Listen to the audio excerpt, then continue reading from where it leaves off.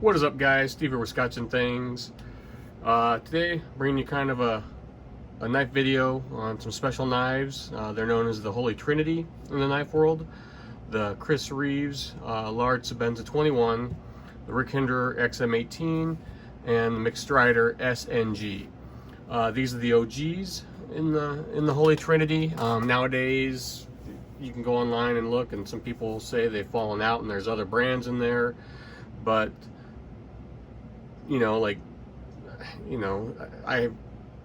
won't get into it in this video, but they've mentioned some Chinese knives and some stuff like that. And yeah, I think as the knife hobby and the knife world has gotten larger and more makers have come in, there are some really nice precision stuff out there. But these three, I think, are what started it all. And I've got them in order of how they came to me. My first was the Sebenza, then I picked up the Hinderer, and then I picked up the SNG. These two were the easiest to find. If you know, Striders are incredibly hard to get. They'll do an announcement, they'll do a drop, and they're gone literally in seconds.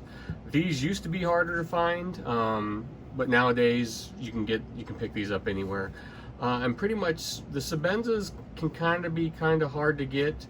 I went with the 21, even though I knew the 31 was coming out, because I wanted the one that kind of started it. It's the same knife, kind of, they've made some tweaks and changes on it, but I know that Chris Reeve himself had a hand in this. The 31, he's kind of part of the company now, kind of not part of the company, but I know with the 21, especially this one when it was made, he was part of the company.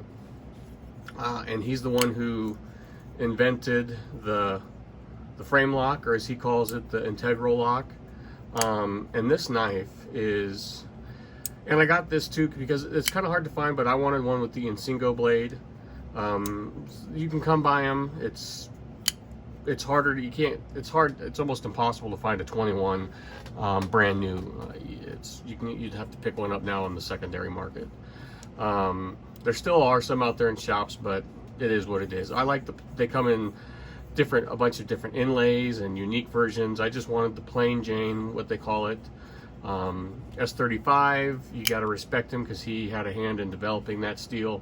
And this knife is just a phenomenal knife. And you forget about it, like I hadn't been carrying it for a couple months now. It's just been sitting away. And when I picked it up, you just forget how incredibly smooth this knife is. It is ridiculous. There's no grit in there at all. It's complete smoothness. People compare it, they say it's almost like hydraulic for how smooth it is. It's not some guys can flick them. I've gotten it a couple times, but I can't really flick it out, this knife. With a little wrist flick I can, but he didn't want his knives to be open like that. And I asked why, and the knife shop owner that I got this from said, well, if Chris Reeve was here, he'd tell you that this is a tool and it's not supposed to be played with. It's just, you bring it out when you need it and then you put it away. It's not something you sit on the couch with and flick around. But let's be honest, as knife people, that's what we do. That's part of the fun. But he started it all, and this knife has been around for over 20 years now. They did the 25, which was I think the 25th anniversary, and now the 31. It's an insanely awesome knife, and it means work. Its name, Sebenza, means work, and it doesn't look like it. It looks, out of the three, it looks more like a gentleman's carry knife. It's great in the pocket, even though it's a big knife. It's thin, but you're not supposed to pry with your knives, guys, but you can. These are definitely beasts. It may not look like it compared to the other three, but it's a monster, and it's just satisfying how precision it is and how smooth it is. This thing is, it was my first real high-end knife, and I'll keep it forever. It's, God, I just can't wait to, I'm gonna start putting my knives into a carry rotation, so I get my hands on them more often. Next was my XM-18. This is the Gen 6 tri-way flipper. You can run it on bearings, phosphor bronze washers, or Teflon washers. And this knife's great because it's got the flipper, and look at that drop shut. I mean, it's just, and you can also use the thumb studs. This one is in CPM 20CV, and it comes in, this thing I think would be like, this is the knife of the Glock world, because you can customize these just about any way you want. Different standoffs, clips, hardware, and the ergos on this is phenomenal. It's a great knife, and it was big. I was surprised how thick it was when I got it, and it's incredibly smooth. And honestly, I wasn't gonna get one of these because I have a ZT that he designed, but then I thought, you know what, why not? I might as well get the original, the one that started it. And these are readily available now. Any online knife store you go to, DLT is a great one. They've got a great partnership with Rick Hinderer. I didn't mention it on the Chris Reeve, but the pocket clip is only one way. You can go tip up, tip down with this one. This is a working finish, they call it. I mean, tons of different blade shapes, tons of different blade steels, different finishes, you name it. This is, if you're into customizing and modding your knives, this is the one to go to. And they consider this a tactical folder, and it is. This thing is, its ergos are great, and it's meant to get down and, look at the blade thickness on there. It's meant to get down to business. I haven't carried this much. Honestly, I bought it this summer. I carried it for a week, and then I put it away. It's more fun for me right now. This has just been, I've got so many other knives. Out of the three, this is my least carried. This thing would be considered brand new in box. I don't even think I've really cut anything with it. It's a great knife, but for some reason, I just don't carry it that much. But I had to have it to get to the three. Kind of OCD like that. Next up is my Strider SNG, and this one is, they've got a million different variants too with different names. This is the SNG hybrid gunner grip, so it's got aluminum on this side and flamed titanium on this side, and it was super stiff, guys, when I got it. And that's part of the fun of getting knives, is breaking them in. But now you can see it's flickable, and it's drop shut if you give it a little help. But this thing is just, it feels a lot like the Strider too. If you're just to open it like this, it's just so freaking smooth. And these two, he uses a bunch of different steels. This is in the PSF 27, which is like a spray form D2 on steroids. I really like his Tonto knives. It's the least sharp, I would say, out of the three for some reason. It didn't come very sharp, but it still cuts, and it's just an awesome knife.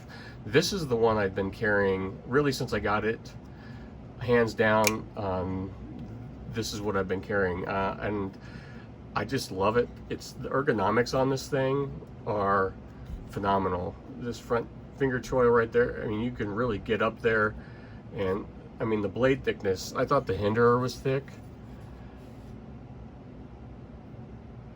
This Strider is just an amazing knife. Super, and I think I've been carrying this one so much, I covet this one the most, because I know it would be the hardest right now to replace without paying through the nose on the secondary market.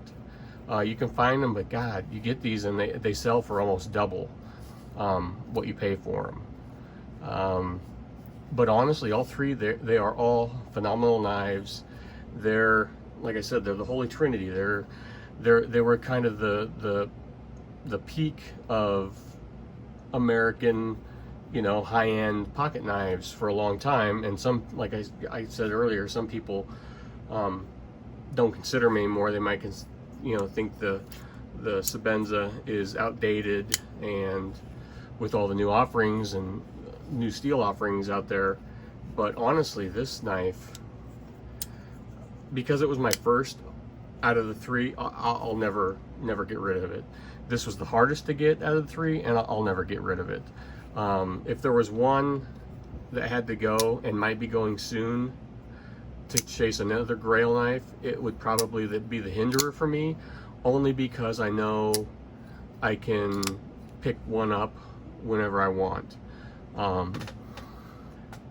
But that being said, I mean, these are all grail knives, and they're expensive knives. I think this was I can't remember if it was $425 or $450, same thing, $425 or $450, and then this one was like $495. Insane amount of money I never thought I'd spend on knives, but as I got more into pocket knives and stuff, the price didn't really bother me because of the quality and that these knives are. And it's not just, I mean, you can get a $20 knife that'll, you know, has fall shut action or will do the job, but honestly, the precision, like Chris Reeve knives, these Sebenzas are, I mean, the aerospace precision of these knives is just absolutely insane. All of them, I got hands on these two before I bought them. Before spending that much money, I wanted to get hands on. This is the only one that I had never touched before, never seen one, and was lucky enough to get one. But I knew, you know, I just kind of trusted in the reputation and other reviews, and it was well worth it. I mean, this thing, it's awesome. It goes everywhere with me. It's my favorite knife right now. This would be a close second. Actually, you know, it's probably a tie for these. The smoothness is, all three of them are incredibly smooth. I don't mean to be knocking the Hinderer.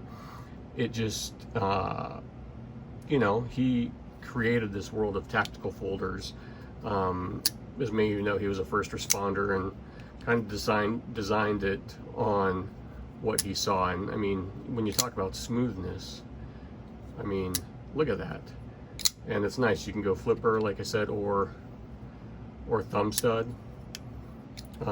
Great knife in its own right. They're all phenomenal. But